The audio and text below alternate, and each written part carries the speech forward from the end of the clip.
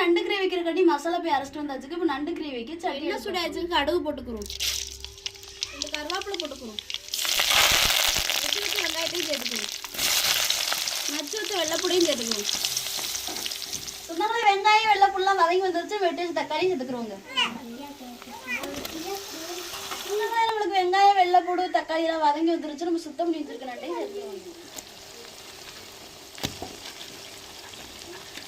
தேவையான தண்ணி சேர்த்துக்கிறோங்க, தேவையான உப்பு சேர்த்துக்கிறோம். இதனால நண்டு வந்து தக்காளி வெங்காயத்தோட கொஞ்சம் வெந்து வந்துருச்சு, நம்ம அரைச்சிட்டு வந்த மசாலா சேர்த்துக்கிறோங்க.